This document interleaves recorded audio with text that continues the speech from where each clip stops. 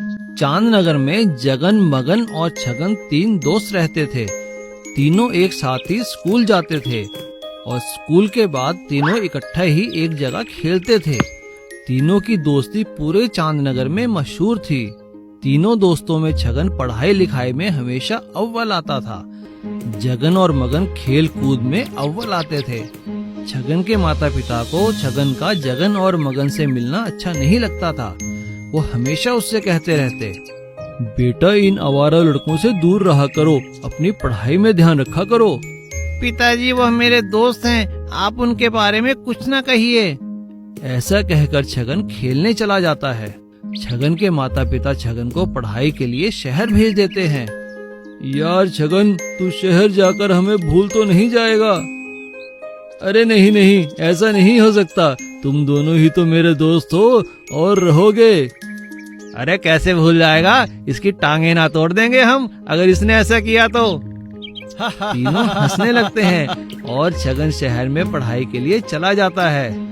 इधर चांदनगर में जगन वेल्डिंग का काम सीख लेता है और मगन एक वर्कशॉप में मैकेनिक का काम सीख लेता है। जगन और मगन बड़ी मेहनत से अपनी अपनी वर्कशॉप में काम करते हैं। एक दिन हमेशा की तरह जब वह पुराने मिलने वाली जगह बैठे थे, यार मगन कई साल हो गए, छगन की कोई खबर नहीं आई। हाँ, भूल गया होगा हमें शहर जाकर। तभी वहाँ एक सरकारी गाड़ी आकर रुकती है। उसमें से छगन निकलता है। मुझे पता था तुम दोनों यहीं मिलोगे। कैसे हो तुम दोनों? अरे वाह, तू तो बड़ा साहब बन गया है। हाँ, मैं इस इलाके का औद्योगिक विकास ऑफिसर बनकर आया हूँ। तुम दोनों क्या कर रहे हो आजकल? जगन और मगन उसे बताते हैं कि वो वेल्डिंग की दुकान पर और बस रिपेयर वर्कशॉप पर काम करते हैं। तुम लोग क्यों ना अपना बस रिपेयर का काम शुरू कर दो? लेकिन भाई इसके लिए पैसे कहाँ से आएंगे? मैं तुम्हें सरकारी सहायता दिलवाऊंगा। और सरकारी सहायता से वह दोनों बस बॉडी बनाने का काम शुरू कर देते हैं। काफी दिन बीत जाने के बाद भी उनके पास कोई बड़ा काम नहीं आता। मगन जगन से कहता है, अरे यार जगन, ऐसा कब तक चलेगा? हमें सरकारी पैसा भी तो वापस करना है। तभी एक बस आकर वहाँ खड़ी हो जाती है। अरे भाई, ये वर्कशॉप आपकी है? जी हाँ, हमारी है। अरे पिछले मोड़ पर मेरी बस का एक्सीडेंट हो गया था, इसे ठीक कर देंगे आप? हाँ हाँ, क्यों नहीं। जगन और मगन मेहनत करके उस बस की बॉडी काफी अच्छी बना देते हैं। बस बनकर तैयार हो जाती है। वह दोनों बस वाले को फोन कर कर बुलाते हैं। अरे वाह, तुम दोनों ने तो बहुत अच्छा काम किया है। वह जगन और मगन के काम से खुश होकर अपनी सारी बसों की बॉडी बनाने का काम उन्हें दे देता है। सीख, मेहनत ही सफलता की कुंजी है। लकड़ी की ऑटो। सिंहपुरी नाम के एक गांव में धर्म और करम करके 2 दोस्त रहते थे। वह दोनों ऑटो चलाते थे। धर्म एक अच्छी और ईमानदार आदमी था, लेकिन करम हर वक्त पीता था और बहुत ही लालची और खड़ूस आदमी था। एक दिन जब करम ऑटो स्टैंड पे था, तभी धर्म ऑटो में आता है। धर्म उतरकर वहीं पर बैठे हुए एक बूढ़े आदमी को खाना और पानी देता है। तभी करम ऐसा बोलता है, अरे भाई धर्म, तुम पागल तो नहीं हो? तुम रोज आकर इस बुढ़े आदमी को खाना और पानी देते हो, इससे क्या फायदा है? देखो करम, हम तंदुरुस्त हैं, काम कर सकते हैं, लेकिन ये बुढ़ा आदमी क्या काम करेगा? और उसको खाना तो पड़ेगा ना। दूसरों को मदद करने में आनंद ही कुछ और है। तभी वहां पर 2 लड़कियां आते हैं और ऐसा बोलते हैं, धर्म भैया, हमें एमजी रोड जाना है, चलोगे क्या? हमें इस करम के ऑटो में नहीं बैठना है। ये सारा दिन पीता रहता है और लड़कियों से इसका बर्ताव भी अच्छा नहीं है।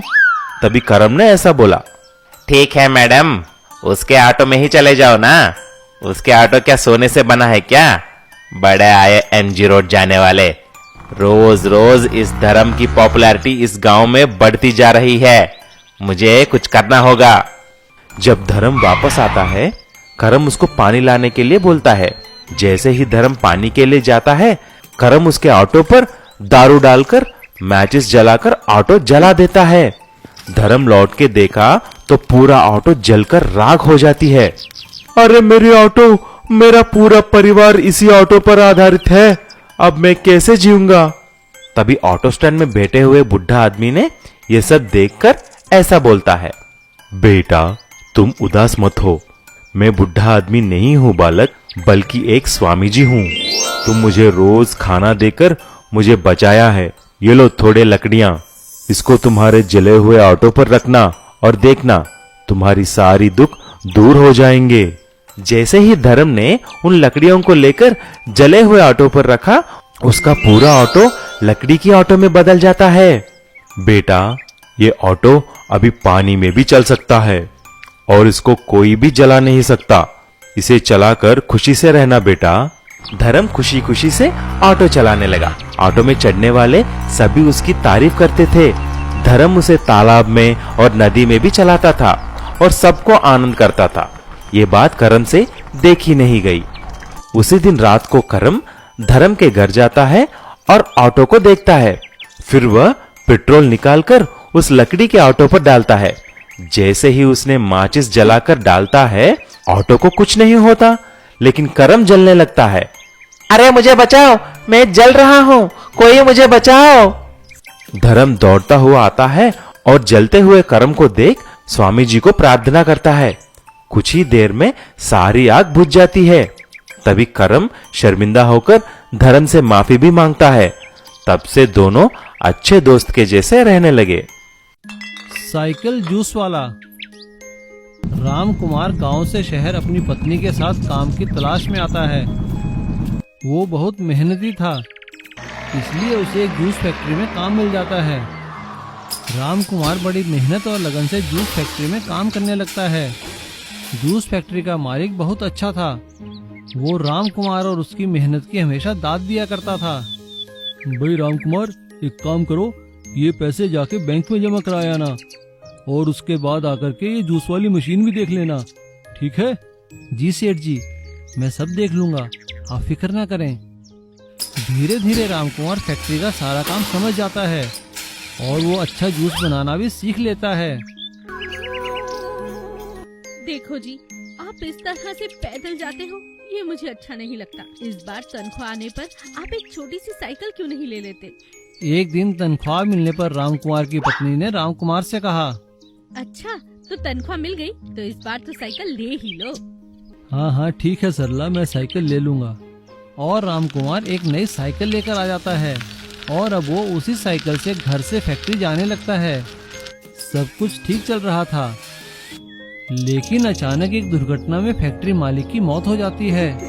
सभी लोग बड़े दुखी होते हैं, लेकिन सबको असली दुख तो तब होता है जब फैक्ट्री मालिक का बेटा फैक्ट्री बंद करने की बात कहता है। देखो दोस्तों, आप लोगों ने पिताजी का बहुत साथ दिया और काफी अच्छा काम भी किया है, लेकिन ये जूस की फैक्ट्री मैं बंद कर रहा हूँ क्योंकि मैं सब कुछ बेचकर विदेश जा रहा हूँ। आप लोगों के जितने पैसे बनते हैं उससे ज्यादा पैसा देकर मैं आपसे माफी मांगता हूँ। और इस तरह वो सभी लोगों को जितने पैसे बनते हैं उतने देकर फैक्ट्री बंद कर देता है। राम कुमार बड़े दुखी मन से घर वापस आता है। उसे दुखी देखकर उसकी पत्नी पूछती है, अरे क्या हुआ, आज आप जल्दी घर आ गए? बहुत परेशान नजर आती हो, बात क्या है? राम कुमार उसे सारी बात बताता है। राम कुमार की बात सुनकर उसकी पत्नी उससे कहती है, आप परेशान क्यों होते हैं? हमारे पास साइकिल है ना, और जूस भी आप कितना अच्छा बना लेते हैं। एक मशीन खरीद लेते हैं, उसे साइकिल पर लगाकर गली गली जाकर जूस बेचना। गर्मी का मौसम है, हर कोई खरीदेगा। मुझे पूरा विश्वास है सब कुछ ठीक हो जाएगा, आप कोशिश तो करिए। राम कुमार वैसा ही करता है। वो अपनी साइकिल पर एक जूस बनाने की मशीन लगा लेता है और गली गली घर घर गांव गांव जाकर जूस बेचने लगता है। उसके बनाए जूस की सभी लोग तारीफ करते हैं। उसका काम चल निकलता है। वो साइकिल से एक दुकान और दुकान से जूस की एक फैक्ट्री बना लेता है और अपने सभी साथी कर्मचारियों को अपने साथ काम में रख लेता है। सभी लोग उसकी तारीफ करते हैं। अरे राम कुमार भैया, तुमने तो हम लोगों को एक नई जिंदगी दे दी है। साइकिल पे जूस बेच बेच कर ये फैक्ट्री खड़ी कर ली है। तुम्हारा बहुत बहुत शुक्रिया, हम तुम्हारी मेहनत के आगे नतमस्तक हैं।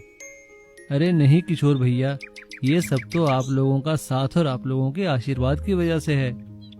मैं तो अपनी साइकिल का धन्यवाद देना चाहता हूँ, जिसने मेरी गरीबी में मेरी मदद की और मुझे एक साइकिल जूस वाले से एक जूस फैक्ट्री का मालिक बना दिया।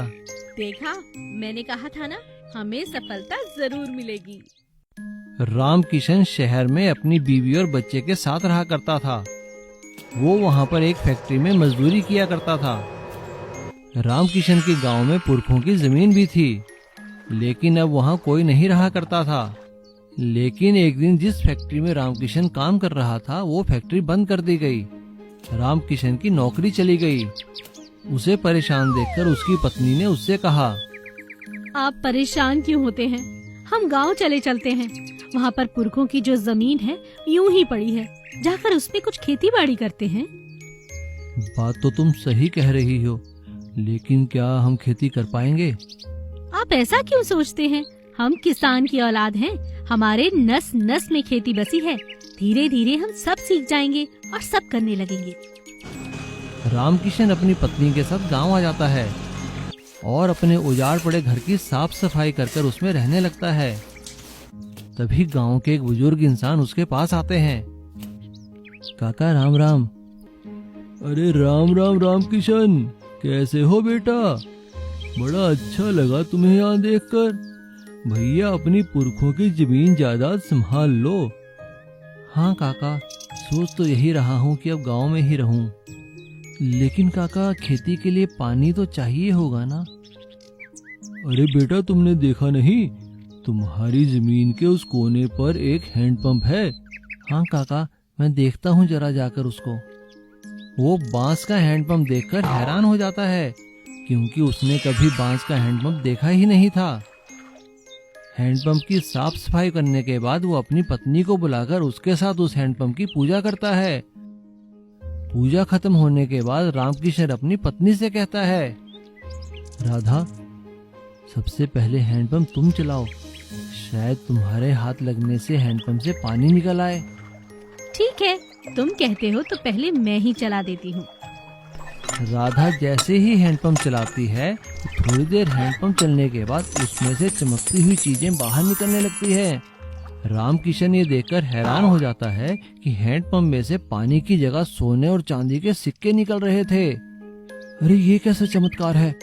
हैंडपंप में से तो पानी की जगह सोने और चांदी के सिक्के निकल रहे हैं।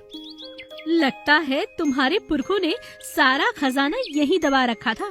देखो कैसे सिक्के निकल रहे हैं। हाँ राधा, लगता तो ऐसा ही है।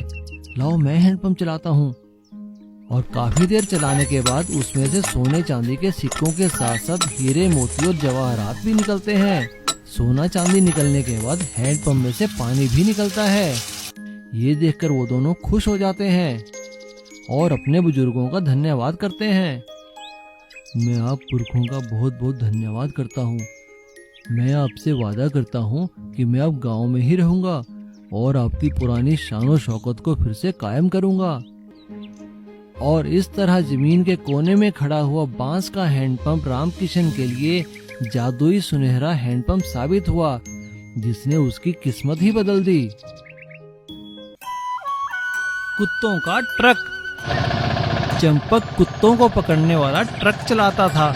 उसका ट्रक सरकार ने उसे इस काम को करने के लिए दिया था। महीने में 2 बार उसे करीब 50 कुत्ते पकड़कर इंजेक्शन लगवाने के लिए दफ्तर ले जाने होते थे। चंपक कुत्ते पकड़ने में माहिर था और वो आसानी से खतरनाक और खूंखार कुत्ते पकड़ लेता था। इसलिए दफ्तर में सब लोग उसकी बात मानते थे। एक दिन उसके ऑफिसर ने उससे कहा, अरे चंपक, शहर के पास बेलापुर नाम का एक छोटा सा कस्बा है। उस कस्बे से कुत्तों के काटने की बहुत शिकायतें आ रही है। तुम वहाँ चले जाओ और कुत्ते पकड़ कर ले आओ। अरे साहब, इतनी दूर? अगर कई दिन लग गए पकड़ने में तो मुझे कुछ दिन वहीं रहना होगा। इसका खर्चा कौन उठाएगा? अरे तुम्हें इसके पैसे मिल जाएंगे, पर पहले कुत्ते तो पकड़ कर लाओ। चंपक बेलापुर चला गया। अरे ये बेलापुर तो बहुत सुंदर जगह है, यहाँ कुछ दिन तो रहूंगा ही रहूंगा। चंपक ने वहाँ रहना शुरू किया, पर वहाँ उसने एक भी कुत्ता नहीं पकड़ा। एक दिन वहाँ का सरपंच चंपक के पास आया। अरे भाई चंपक, तुम्हें यहाँ आए कई दिन हो गए हैं, तुमने एक भी कुत्ता नहीं पकड़ा। तुम जानते हो ना कि तुम्हारे अफसर का मुझे फोन आया है, मुझे उन्हें सच्चाई बतानी ही होगी। अरे जल्दी क्या है सरपंच जी, अब मैं आ गया हूँ ना, आप लोग चिंता ना करें, मैं सभी कुत्ते पकड़कर ले जाऊंगा। अरे बेटा, सभी लोगों को परेशानी हो रही है, ये कुत्ते आए दिन किसी न किसी को काट लेते हैं। अच्छा, पकड़ता हूँ, पर आपको मुझे इसके बदले में कुछ देना होगा। क्या कहा? हमें कुछ देना होगा? क्या क्या चाहिए तुम्हें? देखिए सरपंच जी, आपके यहाँ के कुत्ते बहुत खूंखार और तेज हैं, इन्हें पकड़ने के लिए मुझे खूब मेहनत करनी पड़ेगी। अगर आप मुझे 5,000 रुपए दे दें तो ये काम जल्द हो जाएगा। लेकिन अगर हम तुम्हें पैसे ना दें तो फिर कुछ दिन और रहिए इन कुत्तों के बीच। अच्छा तो ठीक है, मैं कल सुबह तुम्हें पैसे दे दूंगा, लेकिन तुम्हें कल ही कुत्ते पकड़ने होंगे। अगले दिन सुबह ही सरपंच चंपक के पास आ गया। आइए सरपंच जी, पैसे लाए हैं ना? हाँ लाया हूँ, लेकिन देगा कोई और ही। अरे कोई भी दे, मुझे तो बस पैसों से मतलब है। तभी चंपक का अफसर वहाँ आ गया और उसने चंपक की खूब डांट लगाई। चंपक, ये लालच में पड़कर तुमने जो काम किया है, इसके लिए मैं तुम्हें नौकरी से निकाल सकता हूँ। हमें एक और आदमी मिल गया है जो कुत्ते पकड़ने में तुमसे भी ज्यादा तेज है। साहब मुझे माफ कर दीजिए, मैं आइंदा कभी रिश्वत नहीं मांगूंगा। और चंपक ईमानदारी से अपने काम करने में लग गया। बड़ा मछली ट्रक। बबलू नाम का एक मछुआरा भोलापुर गांव में रहा करता था। वो बहुत ही लालची था। एक बार वो मछलियाँ पकड़ने के चक्कर में डूबते डूबते बचा। इसीलिए उसने अपने घर में ही एक छोटा सा तालाब बना दिया, जिसमें वह अपनी मछलियाँ पालता था और उन्हें बाजार में बेच दिया करता था। चलो अच्छा हुआ, सारी मछलियाँ बिक गई। अब और अंडे डालता हूँ तालाब में, कुछ समय बाद अच्छी अच्छी मछलियाँ बेचूंगा। बबलू अंडे डालकर चला जाता है, लेकिन कुछ दिनों बाद वह देखता है कि मछलियाँ बड़ी नहीं हुई और अंडे तो वैसे के वैसे ही पड़े हुए हैं। अरे यह क्या, एक हफ्ता हो गया अंडे वैसे के वैसे ही पड़े हैं।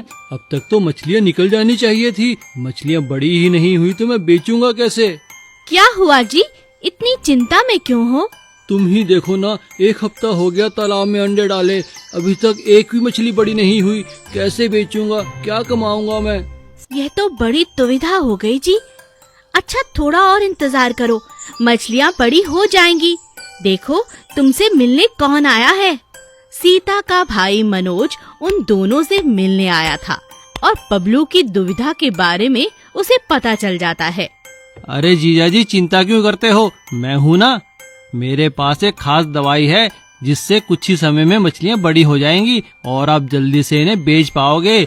लेकिन हाँ, एक बात का ख्याल रखना, थोड़ी सी ही दवा डालना, वरना बड़ी तकलीफ में पड़ जाओगे। अरे वाह, तुमने तो मुझे बचा लिया। अब आप जल्दी ही ये दवाई इस्तेमाल कर लीजिए। बबलू उसी समय तालाब पर जाता है और लालच के चक्कर में सारी की सारी दवाई उसमें डाल देता है। मैं तो थोड़ी नहीं, सारी की सारी ही दवाई डाल देता हूँ, इससे जल्दी ही मछलियाँ बहुत बड़ी हो जाएंगी और मेरा फायदा ही फायदा। बबलू सारी दवाई तालाब में डाल देता है और अगले ही दिन सुबह देखता है कि मछलियाँ बड़ी हो जाती हैं। बबलू बहुत खुश हो जाता है और सारी मछलियों को अपनी गाड़ी में डाल बाजार में बेचने चला जाता है। पर एक मछली तालाब के कोने में रह जाती है और बड़ी होती रहती है। बबलू जब शाम को घर आता है तो अपनी पत्नी सीता को चिल्लाते हुए देखता है। बबलू जल्दी आओ, देखो देखो इतनी बड़ी मछली, हे भगवान ये कैसे हुआ, अरे कोई बचाओ। बबलू अपने तालाब में एक तालाब जितनी बड़ी मछली को देखता है और हैरान रह जाता है। अरे यह क्या, इतनी बड़ी मछली, लगता है उस दवा का असर है। इसको बेचकर तो खूब पैसे मिल जाएंगे, लेकिन इसे बाजार तक लेके कैसे जाऊं? बबलू फिर लालच में पड़ा। बड़ी मछली को बाजार तक ले जाने के लिए एक बड़ा ट्रक रेंट पर ले लिया। सभी गांव वाले हैरान रह जाते हैं। इतनी बड़ी मछली, इससे तो कितने लोगों के लिए पकवान बन सकते हैं। बबलू बड़ी मछली को बाजार में बेच देता है और घर आकर देखता है कि उसका तालाब तो मछली की वजह से बर्बाद हो चुका है। जितने पैसे में बड़ी मछली बिकी उससे ज्यादा तो ट्रक का किराया लग जाता है। बबलू को अपनी गलती का एहसास हो जाता है और वो खुद से वादा करता है कि अब कभी लालच नहीं करेगा। गरीब भेलपुरी वाली की सफलता।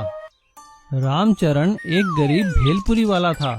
वो गांव में अपनी बीवी कमला और अपने 2 बच्चों के साथ रहता था और सुबह सुबह एक टोकरे में वो सारा सामान लेकर गली गली गांव भेलपुरी बेचा करता था और शाम को जो भी आमदन होती अपनी पत्नी कमला को दिया करता था। अरे कमला, कहाँ हो भाई? आ जाओ बाहर, मैं आ गया हूँ। लो पकड़ो आज की कमाई, और हाँ जल्दी से कुछ खाने को दो, मैं थक चुका हूँ। आती हूँ। आप हाथ पैर धो लीजिए, मैं अभी खाना लगाती हूँ। कमला अपने पति के सिर से टोकरा उतारती है और रामचरण द्वारा दिए गए पैसे लेकर घर के अंदर चली जाती है।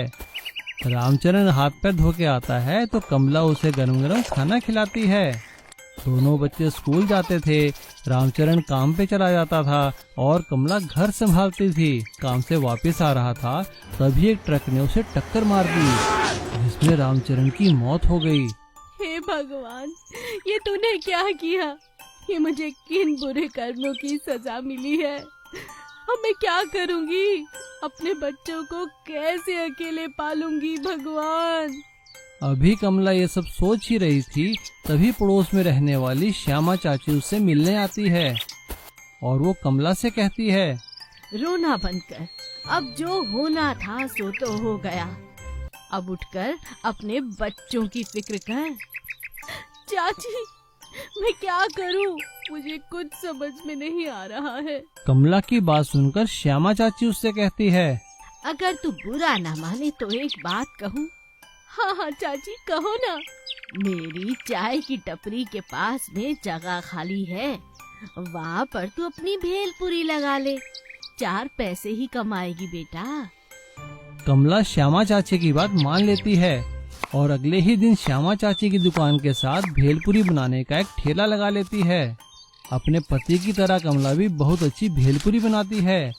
उसकी भेलपुरी स्वादिष्ट होने के कारण उसका काम चल निकलता है और दूर दूर से लोग उसकी भेलपुरी खाने आने लगते हैं। कमला ने अपने ठेले का नाम रामचरण भेलपुरी का ठेला रखा था। धीरे धीरे कमला का काम इतना बढ़ गया था कि उसे एक भेलपुरी बनाने की फैक्ट्री खोलनी पड़ी और उसने कई कारीगरों को उसमें काम भी दिया। अब कमला लोगों को दुकान में भेलपुरी के अलावा पैकेट में भेलपुरी बनाकर भी बेचने लगी, जिससे कि उसके भेलपुरी की दूर दूर सप्लाई होने लगी और कमला की बनाई भेलपुरी रामचरण भेलपुरी के नाम से कई शहरों में बिकने लगी और कमला के बच्चे एक अच्छे स्कूल में पढ़ने लगे।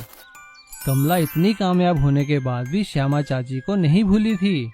एक दिन श्यामा चाची जब कमला से मिलने आई तो कमला ने श्यामा चाची से कहा, श्यामा चाची, आपका बहुत बहुत धन्यवाद।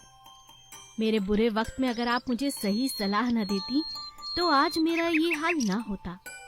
मुझे आपके आशीर्वाद की और आपकी सलाह की उस समय बहुत जरूरत थी। आपका बहुत बहुत धन्यवाद चाची। कमला की बात सुनकर श्यामा चाची की आंखें भर आई और उन्होंने कमला को गले से लगा लिया।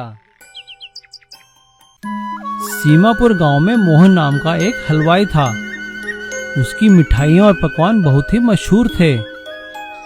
एक दिन उसके दोनों बच्चे स्कूल से वापस उसकी दुकान पर आते हैं। पापा, आज पिंकी को क्लास में डांट पड़ी। और पापा, आज रिंकू को भी खूब डांट पड़ी है।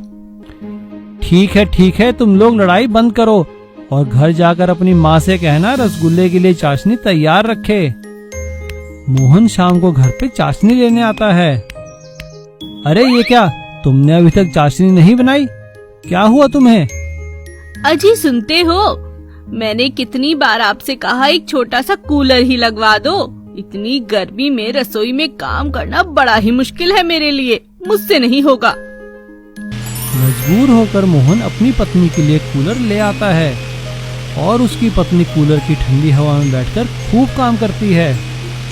एक दिन जब बच्चे खेल रहे होते हैं तभी उसकी बेटी के हाथ से 10 रुपए का नोट उड़कर कूलर में फंस जाता है। लेकिन ये क्या, कूलर में से तो हजारों रुपए के नोट निकलने लगते हैं। ये देखकर सभी हैरान हो जाते हैं। अरे लगता है ये जादुई कूलर है।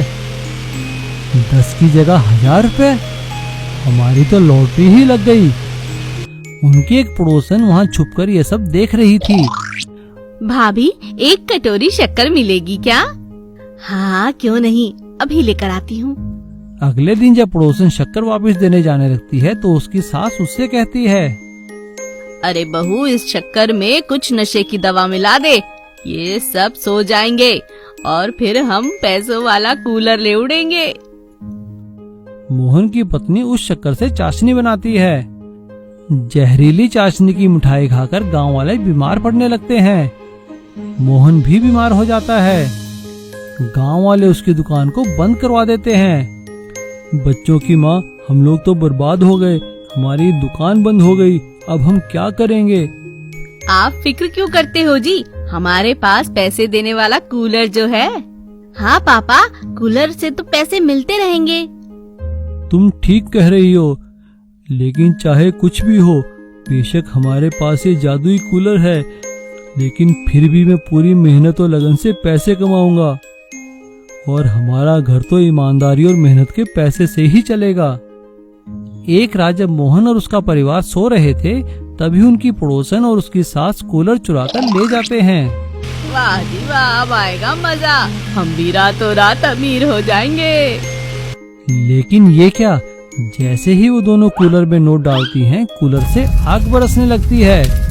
अरे ये क्या कर दिया पगली, तूने ठीक से इसमें नोट ही नहीं डाले होंगे, हाय मैं मर गई। उन दोनों की ये हालत देखकर कूलर से आवाज आती है, तुम दोनों सास बहू लालची हो, इसीलिए तुम्हें ये फल मिला है। दोनों सास बहू को सबक मिल चुका था। वो दोनों रातों रात जाकर कूलर मोहन के घर में लगा देती हैं और अगले दिन सुबह अपनी गलती मान लेती हैं। अब गांव वालों को सच्चाई का पता चल जाता है और वो मोहन को उसकी दुकान खोलने देते हैं। सुंदर नगर में राम और श्याम नामक दो भाई अपनी माँ के साथ रहा करते थे। उन दोनों का कचौरी का कारोबार था। राम बहुत अच्छी कचौरी बनाया करता था और श्याम बहुत अच्छी सब्जी। राम ने घर में ही कचौरी बनाने की एक मशीन लगाई हुई थी। वो उसमें बड़ी खस्ता कचौरियां बनाता और श्याम बाजार में अपनी दुकान में सब्जी के साथ उन्हें बेचा करता था। दोनों का कारोबार बहुत अच्छा चल रहा था। वे अपनी माँ के साथ बहुत खुश थे। राम की शादी हो जाने के बाद उनकी खुशियाँ और भी बढ़ जाती हैं।